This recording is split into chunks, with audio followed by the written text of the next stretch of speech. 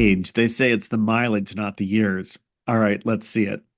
This is the real story with Adam and Sherry. I'm Adam Hamalian, And I'm Sherry Hutchens. and this is where two broker associates with 35 years of experience talk about all things real estate. And here we are excited to build on season two of the real story. Hey, Yeah, Sherry. very exciting. Yeah, it was nice to chat with Arlo last week and kind of get some sense about where he thinks mortgage rates are going to be going this year. But I think this week we were going to be looking backwards, right?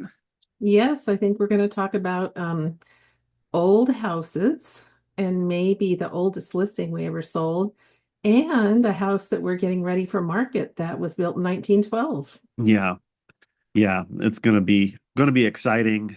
Um, I hope that the house feels better than I do at my age, yeah, something like that. Well, it's 112 years old. Tell us about the house. So, this is a house that my brother and I lived in when we were children. My parents bought it when I was one. They were living in a flat with one and a half bedrooms. I say half bedroom. We lived in this little small office underneath the stairs. Um, You and and so, your brother lived in a small office underneath the stairs? yeah, it was Oh, like Harry wow. Potter by a half. Of course, Never heard that before. I was an infant, so yeah. So You didn't my care. parents bought a real house. I'm gonna be a real boy. Um, and my dad had scoped out the neighborhood as being near where the Rockridge BART station was going to be. They had already started Oh, construction on BART, but it wasn't open yet. so this was in Oakland, Oakland, yes, for those of you who are listening across the world. and in a neighborhood called Rockridge, and there is a BART station, which is our Bay Area Rapid Transit. Easy to get from there to San Francisco or downtown Oakland. Oakland airports now to the San Francisco airport. At the time, it didn't quite go that far. And so the property really has, in the 50 plus, 55 plus years that my parents have owned it, it accumulated or appreciated in value. Um, Do you but know what your dad paid for that house? 32,000. Oh my gosh. Yeah, it's a little obscene that I think that the last year that it was under his tax, he and my mom's tax basis, they their tax for the year I think was $2,400 for the Oh year. my gosh. Yeah. Well, the Thank tax you. people must be happy. Yeah. Yes. Thank you. Prop 13. And But I mean, your dad must have known that that was going to be such a prime area because Rockridge, if people have a choice when they're moving to Oakland, what area do they want to move to? Rockridge, yeah. you Yeah. I know. mean, Yeah, there are definitely people who prefer the hill, but for, various reasons, if you don't want to live on the hill, yeah, Rock Ridge is one of the prime locations. yeah, the hill is you get the view of San Francisco and maybe a couple bridges and pretty sunsets, but down in the flatlands you can walk down to College Avenue or to Market Hall, and you can shop or go out for dinner or have a glass of wine and stroll home. Or It's Zachary's Pizza. or Zachary's Pizza, It was, absolutely. and when we lived there, it was a block away from Dryer's Ice Cream, and Dryer's got too big for that location and had to relocate their manufacturing. But when I was a kid, they were making ice cream a block away from my house, and you could Oh walk my past gosh. there. Yeah. Any free samples? I don't, well, as a kid, I don't know if they were free or not. Everything was free for me. That's right.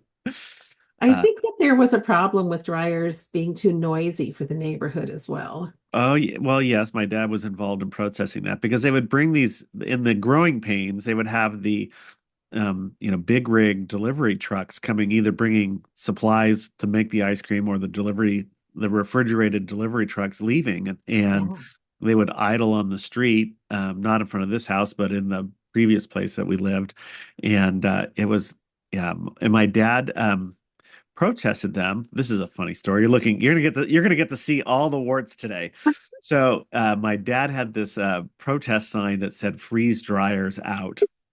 And the irony was that my uncle, his brother, was representing an investment firm that had something to do with dryers. He didn't work for dryers, but it was a consultation, and they were having their annual board meeting at the Claremont Hotel, and my dad was out front protesting, and it, they were on good terms. They cared for each other deeply. It did not ruin Yes. them, but it was one of those funny things. And my uncle brought that. So, like, fast forward now 50 years, and my uncle brought the freeze the dryers out picket sign to my dad's memorial service. So Love it. he was still thinking about it, holding on to that sign. Actually, I think we found it in our garage, and my uncle brought it. So So uh, is that the time he got arrested and was handcuffed to Ed Asner? no, completely different. I'm not going to Yeah, jump into that one right now. We'll come back to that one later. that's a different podcast. That had to do with CIA funding of guerrillas that killed the Jesuit priests in Oh Central my America. gosh. I Yeah. wish I So had known your dad. yeah.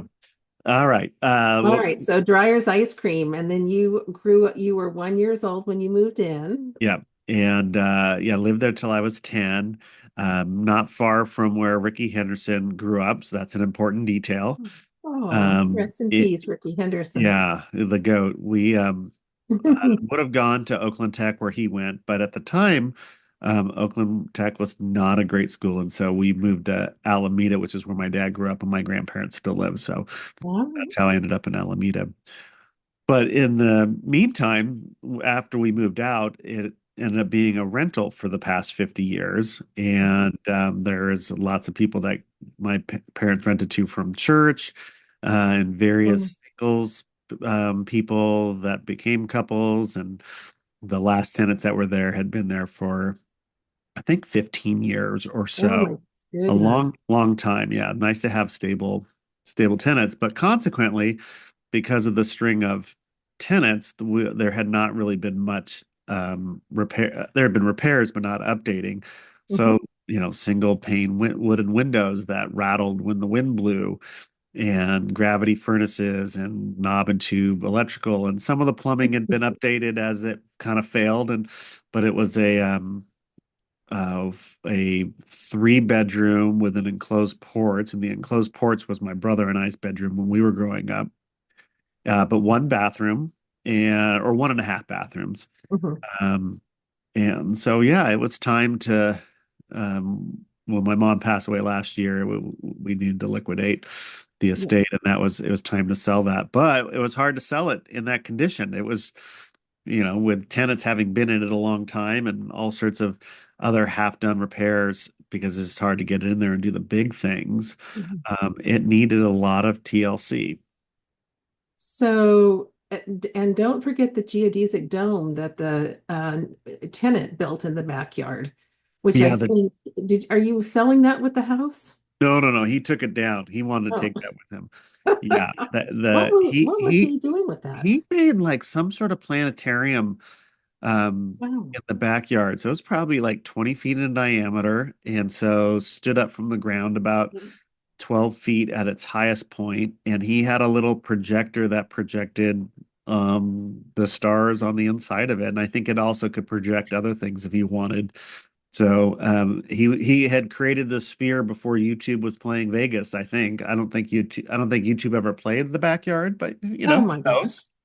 Oh, we should have kept it. Like, when's the last time you saw a listing that said planetarium included? Yeah, exactly. So there were a couple of trees that no longer exist that used to be in the backyard where my brother and I had tree houses, and we had like rope elevators that went up to the top of this tree house. And as a kid, it felt like it must have been 25 feet in the air. It was Uh-huh. probably 10, but who knows? And then we had Well, and ropes that went from tree to tree that you could go on these pull yourselves by pulley over from one tree. There were 3 trees, and we made the trifecta. And they were two of them were plum trees, and one of them was a really nice, sweet white plum that was just delicious. And then there was that really common red plum, which I always thought was a little bit bitter. Um, Mhm. and we would have jars and jars and jars of plum jam. Oh, It I was just, bet. I mean, like cooking it had this incredibly sweet smell, but eating them was not as much fun.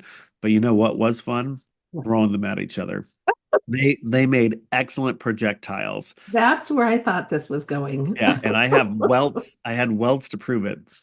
And It's the other amazing you survived childhood with the the other thing stories about I've that heard. backyard, and we made a dirt. bike path, loop around the backyard with bank turns so that we could ride our, picture little 6-year-old, 8-year-old Adam riding his bike, his little legs going, and thinking that I was like a motorcycle speed, and I was probably going, like 1 mile an hour.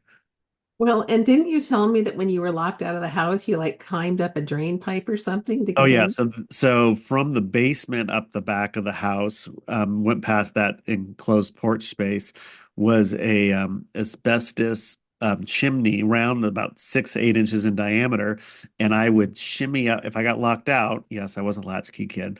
If I got locked out, I could shimmy up that, and the bedroom window was always open, and I could open it all the way and climb in, and I was never locked out. Love it. Yeah, Oh my gosh. yes, Well, free range kids. yeah, definitely. And live to tell about it like we all did. Yeah, yeah, I have some war wounds. So you have been working on this house for 6 or 8 months, and tell us what you've done to it. So one of the things that was interesting is not interesting, but kind of a fun part of the story is that um, we had two different contractors interview or put bids in to do the job, and they both would have been fantastic. And they were both childhood friends who grew up in that neighborhood and had been in that house and played in it as a child. Oh my gosh, I didn't know that. Yeah, so I had started the conversation with one of the guys who helped remodel my mom's house, and then my brother had subsequently had reconnected with one of his buddies who was now doing construction, and so he had him come to give a bid, and it was hard to pick between the two of you, like your Oh, I friends. It was bet. just really hard.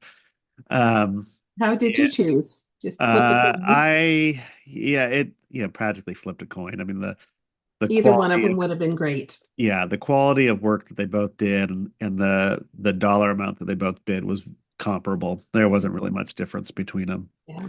I This is don't. a big job. This is not just going in and painting and putting in new floors, you know. This is adding, well, tell me what you, So the first thing we did was we changed out all the windows to dual pane windows, wow. and that was. I don't remember the cost on any of the things. If you're listening and you really want to know bids, reach out to us independently. Yeah, I'll help you call because us. I'm not going to remember any of these numbers out of the top of my head. So we did all replaced all the dual pane windows. The one thing that we did that we changed, everything else was just kind of fixing things up, but the one thing that we changed was there was only one full bathroom, and the primary bedroom had a dressing room in addition to a closet. So we used that dressing room space. It was really convenient and made that a 3/4 bathroom. So it's got a shower stall but no bathtub. Oh, Uh, nice. so it ended up That's being much better than a dressing room. You yes, need the yeah, a little dressing bit room. more practical. Yeah, so we um converted that space and redid the other hall bath. So both two new bathrooms upstairs, and then we redid the kitchen.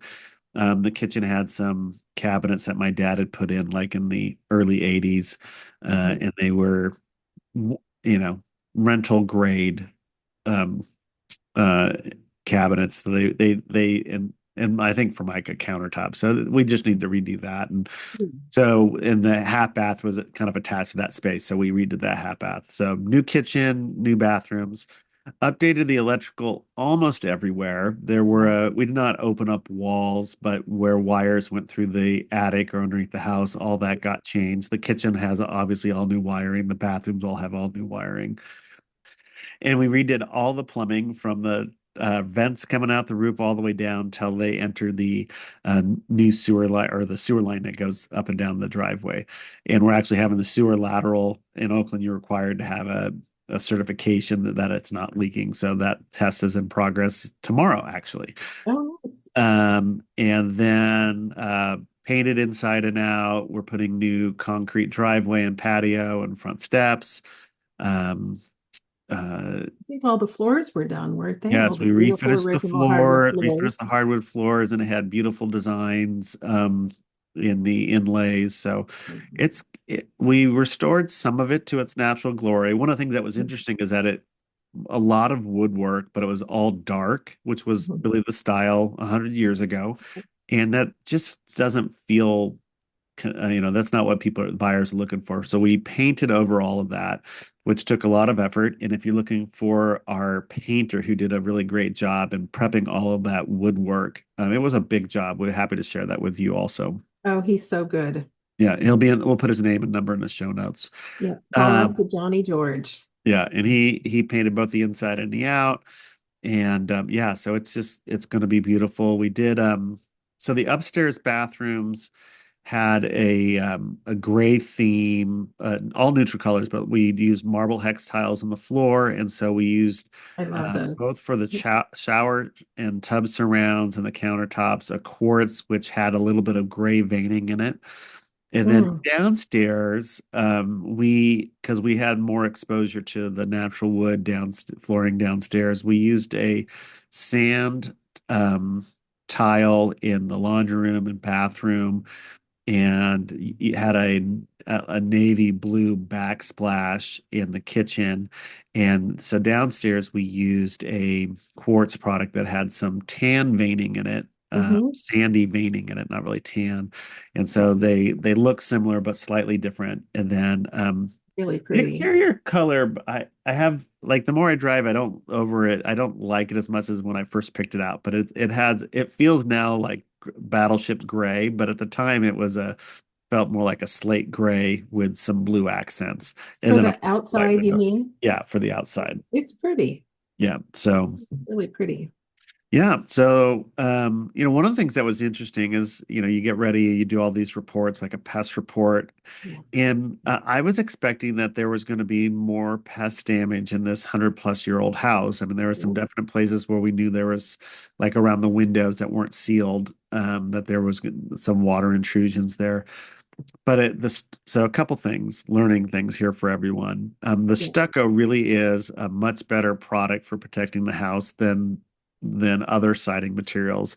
It's more expensive to put in, but Hmm. it really has, I mean, in this case, over 100 years, and it's still going great. And it's the kind of thing where if you pay attention to any cracks that develop and seal them and paint regularly, it could last a really long time. And so there is very little damage there. But even in windowsills where the wood was exposed, it was redwood.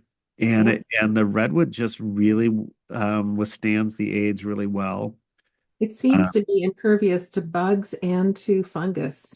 yeah, it's not 100%, but they definitely do stand up better than the Doug fir, which is the other wood Yeah. they Or have. the T111 siding, which is Y- just termite food, you know. yes. I mean, we see a little bit of redwood siding out here every so often. It's usually horizontal. And if you see a horizontal siding, you know it's almost always redwood, and they hold up like crazy. Yep. Yeah, Yeah. absolutely. They just don't build houses that way anymore, at least not in certain price ranges, you know. The So, other interesting thing, I mean, these are just little minor things, but just kind of things that crop up. So the studs in the walls um, are 2x4s, actual measured 2 inches oh, by real four two by inches. fours. So instead of nominal 2x4, and so they're thicker, and the shear walls were so underneath the stucco is redwoods, horizontal 1x12, or yeah, 1x12s that are going horizontal that act as Mhm. the shear wall, but that's underneath the stucco, but the full dimension. And the other thing is that the studs are a full 8 feet between the bottom plate and the double top plate. So you actually end up having 8 foot 6 inch ceilings, where nowadays a stud is 8 feet minus the thickness of three nominal two by. Oh, So one at the bottom and two at the top, which are not full 2 inches these days. And so they're actually even shorter. mm, Um, and there's good reasons for that. The reason why they keep it the full dimension to 8 feet is because we have sheetrock nowadays that standardized comes in 4x8 sheets, and so two 4 foot sheets running side by side would be 8 inches or 8 feet. You don't want to be cutting 6 inch strips to be putting two 4x2 that are four, then a strip. That'd just be silly. So that's why our dimensions are a little bit different. But it just means that everything you do in an older house, you got to pay a little extra attention to, because things that you in another house, that's something that's been built, say, since the 50s, even the dimensions are even when you're saying the same things, are different, and you just got to think through everything a little bit more clearly. I've Uh, seen a couple really old houses during my time in real estate. oh Um, yeah, yeah, one in Albany and one in Piedmont, and they were built in the 19 teens. I can't remember. The Albany one was built like in the 19 teens. I can't remember exactly when. And it was two brothers who bought two lots and built two identical Cape Cod houses side by side. And I sold one of them to a couple. And then I sold one in Piedmont that was built in 1925. It was a Tudor yeah. style, gorgeous home. It still had the original redwood gutters, if you can Oh imagine wow, that. yeah, Um, and the sellers were moving over to the coast. They'd always dreamed of living on, the coast and having an ocean view, and boy, did they get one. And but they had to sell their house in Piedmont, and they had redone the inside. And he's an attorney, and I think he would have been a great designer if he hadn't chosen law. And he did such an amazing job specking out that house and doing top of the line everything. But he also held on to all the architectural details inside. So, for wow, example, all of the doors and all of the trim, the baseboard, the crown was all mahogany, and wow. it had not been painted. And I'm surprised that he didn't fire me when I suggested that we should paint it white. Yikes. Needless to say, we didn't paint it white. Yeah, Um, yeah. yeah, it was a stunning home, a beautiful, beautiful front and backyard. And I sold it to an attorney from Google, actually. Oh, interesting. All right. Yeah, but it's fun selling old houses. They're just different from, our run-of-the-mill homes that are built, starting in the 70s and 80s or the 50s and 60s. Yeah. They're really solid. They have a solid feel to them. It's interesting because, I mean, this house I don't think has any foundation issues. At least when the inspections that we did didn't turn anything up. But if there is going to be anything in an older home that doesn't seem to uh, pass the test of time, it's Mhm, concrete from 100 years ago.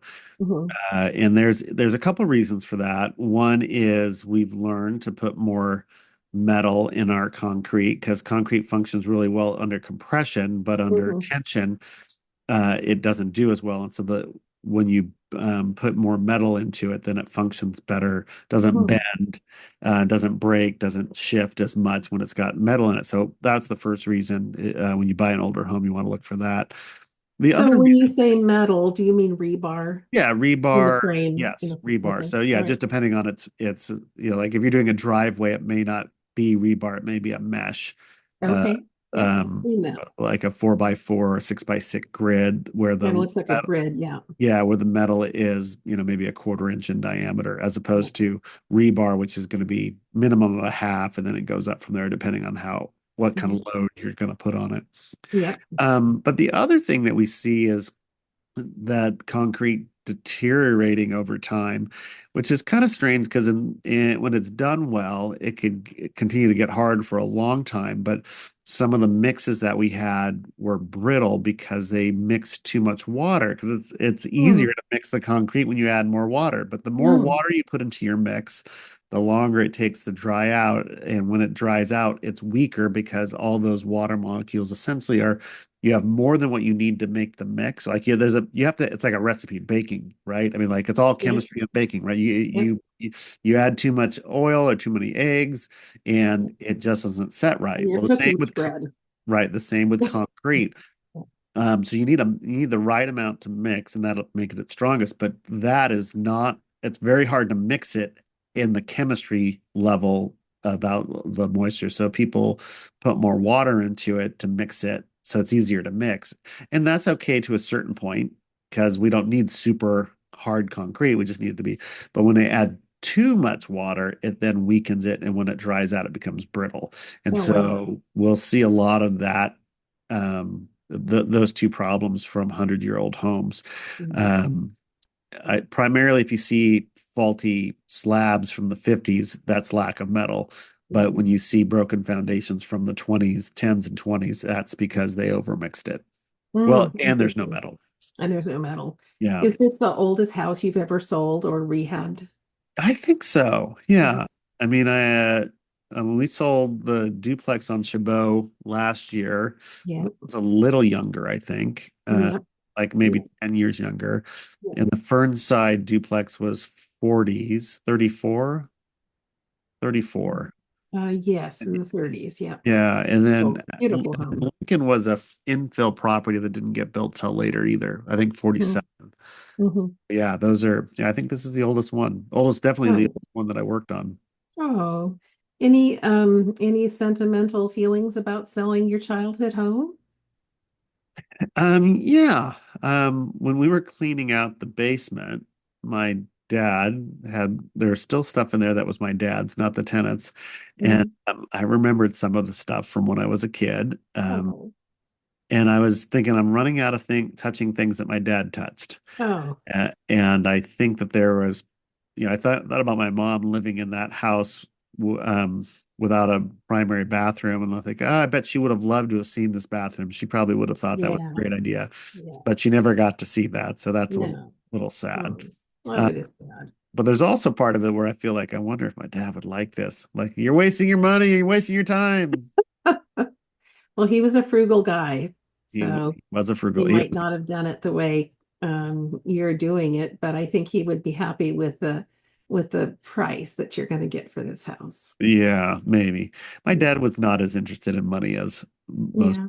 Yeah, I think he was uh the millionaire next door. Like he until his last days, last years of life was still buying clothes from the Goodwill store. Oh Like gosh. he would not go buy pants at J.C. Penney's even or Wow. Target or Walmart or wherever. He But would he owned four rental properties yeah, or more. yeah. Yeah. Yeah. So Those Depression era babies, right? yeah, You never outgrow that. there's still lessons we can learn from that. Absolutely. And it's been Yeah. fun to do it with my brother, actually. He doesn't live locally, so I've taken on some more of the hands-on site management, but making decisions with my brother has been really fun and interesting and talking it through. And in fact, just before this podcast, the three of us, Sherry, and then my brother and I were on a Zoom call trying to figure out what a list price for the property is going to be. We won't reveal that yet because that would be violating all sorts of laws, but we're Yeah. we're getting there. It's close. We could do a whole podcast on how to price homes in Berkeley and Oakland, California. Yeah, it's like this. It is not anything like it is anywhere else where we work. It's, Yeah, I mean, there's a way you do it, but it's hard to explain to somebody who's not in the business, like your brother's not, that yeah, we're going to price it, 400,000 or 500,000 under what it's going to sell for. What? You're going to do what? especially for Mr. Analytics, who's like, Uh-huh. here's my Exactly. investment. This is what the return is. Yeah. It'd be Yeah. cheaper if we can do this. And Yep. And you just have to trust us. It's going to yeah, be okay. yeah, I do this for a living. Yeah, exactly. Well, it'll Um, be fun when it's finally done and we get to, I mean, the best part is when the staging goes in and we get those photos back from Summer Anderson, our wonderful photographer, and get to put it on the market and see the reaction. I mean, I love first time open houses when people start to walk through and they're going to rave about this house. yeah. It's just going to be the best thing ever. Well, let's hope so. Yeah, Yeah. it was fun working on it. Yeah, I know you're too close to it because you put all your hard work into it, but I'm a little more emotionally distanced and actually physically I haven't been it that much, but I've been in it recently and it is just gorgeous. I would live there. Yeah, all right. Probably my pickiest buyer. But Probably wait, your pickiest buyer. do you need an agent? Exactly. Can we talk about buyer broker You agreement? know a good one? Yeah, no, I don't. Um, all right. Well, thanks for asking me about that. That's been a fun project. It's been Um, fun watching you geek out today on the podcast. oh, is that right? I wasn't aware I was doing that, but Yeah, concrete and two by fours and, you know, 4x8 sheetrock and all the things that that you just don't usually get to deal with in our day-to-day real estate business. so everyone who's watching, what didn't happen here is that if Sherry was in the office with me, I would have been at the whiteboard drawing diagrams, and and she would have tolerated me very graciously, and she would have asked me good questions. But oh yeah, so, sometimes when it comes to construction and remodeling, I forget that not everybody thinks about it the way I do or the way my brother does. And so thank you for putting up No, my no, I love the enthusiasm about whiteboard. And it reminds me of when I was a brand new agent and Rich Marino, my mentor, would whip out a big sheet of paper and draw a foundation for me and explain all of it. And so you can always learn something. And I'm a little bit of a geek when it comes to those things as well. So I think we are well paired here. Yeah, nice. All right. Um, as we think about wrapping up here, any insights into the first couple weeks of the market year that we should share with people? Yes, I think we need to eat our Wheaties. Yeah, what do you mean by that?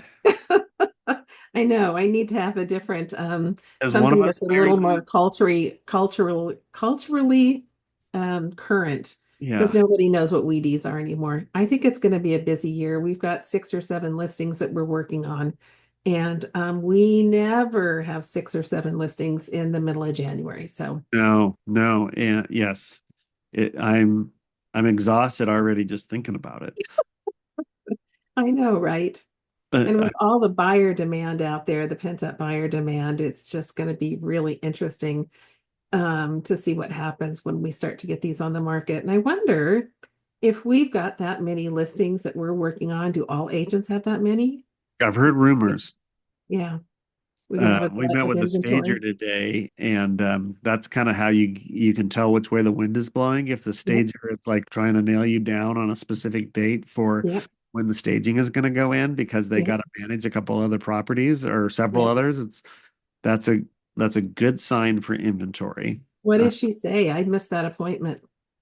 well, what she said was she's going to Hawaii this week.